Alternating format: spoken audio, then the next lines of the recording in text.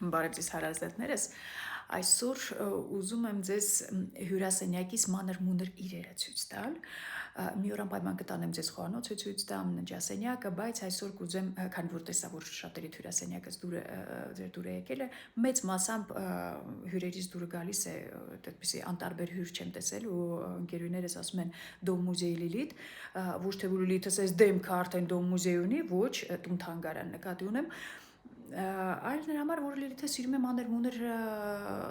բաներ պատրաստել։ Ինչի համար է սա կարևոր, ինչի համար ես իմ 50 տարեկանում այդ հասկացա,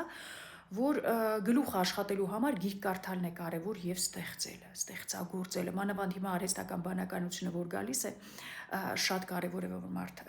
ստեղծի, արարի, հիշում ենք, որ Աստծո կերպարով ենք ստեղծված, Աստծո նման արարիչ ենք, փոքր արարիչ ենք երկրի վրա։ Գնանք։ Ուր եմ, այս տուփը հիշում եք, որ հին տուփ էր, որ պետք է գցեի, բայց ձևափոխել եմ եւ տեղադրել այսպես մոմեր սարքելը դուրս եկավ, դες ցույց կտամ ինչպես ինչ հեշտ է այդ ամենը, չերերը չարազը ես եմ բովել, բայց բնական է ես եմ կարել կպցրել, այս ապակե իրը դեռ չգիտեմ ինչի համար եմ օգտագործելու, մտորումների մեջ եմ, որ ասում չգիտեմ ես որտեղից եմ գտել, տան երևի Սևանի բնակարանից եմ բերել, ու քանի որ սպիսի բանը անհնար է գցել, ցարկել եմ դեռ գրիչների համար, գուցե հետագայում կօգտագործեմ։ Չերերս ուտողջունը դե պետք է կոնֆետ պատրաստեմ, որ Բաղադրատոմսը վերջնական ունենամ, ձեզ անպայման ցույց եմ տալու։ Այստեղ նույնպես հետաքրքիր բաներ ունեմ, բեզեներիս ամանն է,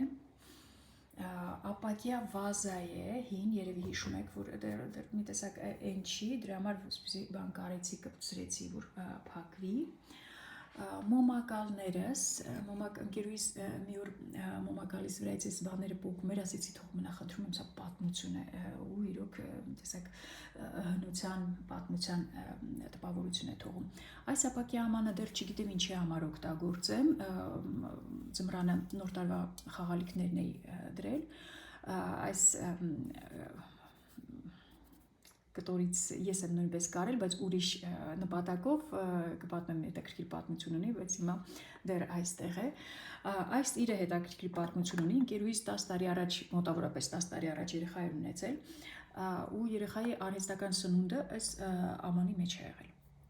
Հետո ինձ ինչ-որ բան պետք էր լցրեց սրա մեջ տվեց ինձ ու ես հեսա 10 տարի